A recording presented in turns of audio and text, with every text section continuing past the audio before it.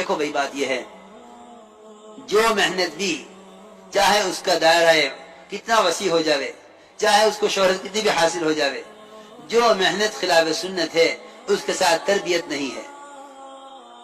اپنے کام کو سنت کی طرف لاؤ، سنت کی طرف لاؤ۔ سب سے بڑی سنت میں نے عرض کیا کہ سب سے بڑی سنت وہ دعوت میں انفرادی دعوت ہے۔ انفرادی دعوت اصل میں کام بڑھ گیا ہے، اب لوگ سمجھتے ہیں کہ بیان تقریر یہی دعوت ہے، نہیں، اصل دعوت انفرادی دعوت ہے، ایک ایک فرد کے پاس چل کر جانا، کیونکہ داعی طالب ہے، امت مطلوب ہے۔ داعی مطلوب نہیں ہوتا، داعی طالب ہوتا ہے، امت مطلوب ہے۔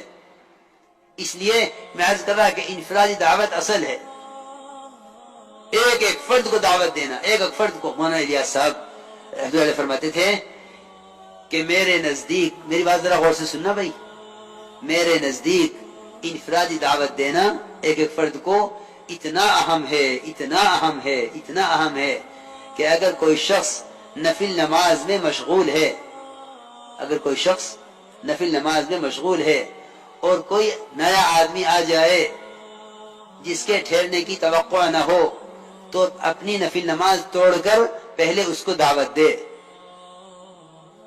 نفل نماز توڑ دے، پہلے اس کو دعوت دے۔ حضرت کے ملفوظات میں چھپا ہوا ہے، غالباً وہ ملفوظات جو حضرت کے مولانا مظہر نعمانی رحمۃ اللہ علیہ نے مرتب کیے ہیں، اس میں 209 نمبر کا یہ ملفوظ ہے کہ نماز توڑ کر اس کو دعوت دے۔ اگر وہ ٹھہرنے والا ہے تو نماز پوری کر کے دعوت دے، جانے والا ہے تو اس کو پہلے دعوت دے پھر نماز پوری کرے۔ کیونکہ میرے دوستو عزیزو، اس امت کا مسئلہ انفرادی ہے ہی نہیں، ایک ایک امتی کے ذمہ پوری امت ہے، اور پوری امت کے ذمہ ایک ایک امتی ہے۔ انفرادی دعوت کی بڑی اہمیت ہے، کیونکہ میں نے عرض کیا کہ داعی طالب ہے، امت مطلوب ہے۔ آپ صلی اللہ علیہ وسلم نئے آنے والوں پر خود لپکتے تھے، یہ نہیں کہ آپ اس میں رہیں کہ لوگوں کو میرے پاس لاؤ۔ آپ صلی اللہ علیہ وسلم نماز پڑھا رہے تھے، واصلہ ابن اسقع رضی اللہ تعالیٰ عنہ وہ مدینہ منورہ پہنچے اور نماز ہو رہی تھی، جماعت میں شریک ہو گئے، اسلام بھی قبول نہیں کیا تھا۔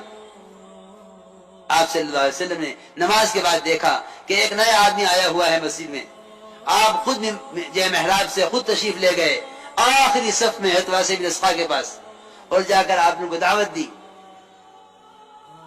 یہ نہیں کہ ان کو ہمارے پاس لاؤ، آپ خود تشریف لے گئے۔ بلکہ میں تو یہ عرض کر رہا تھا کہ اللہ تعالیٰ کی غیبی نصرتیں انفرادی دعوت کے ساتھ ہیں، اللہ کی غیبی نصرتیں انفرادی دعوت کے ساتھ ہیں، کہ آپ صلی اللہ علیہ وسلم اپنے صحابہ کرام کے ساتھ آپ سفر میں تھے۔ عبداللہ بن عمر فرماتے ہیں کہ آپ سفر میں تھے، آپ کے صحابہ آپ کے ساتھ تھے، ایک آدمی کو آپ نے گزرتے ہوئے دیکھا راستے سے، آپ خود بڑھے اس کی طرف، صحابہ سے نہیں فرمایا جاؤ اس کی بھی دعوت دو، آپ خود بڑھے اس کی طرف، اور آپ نے پوچھا کہ کہاں کا ارادہ ہے؟ اس نے کہا اپنے گھر والوں کے پاس جا رہا ہوں۔ آپ نے فرمایا کیا تمہیں اس بات میں رغبت ہے کہ تم میرے رسول ہونے کی گواہی دے دو؟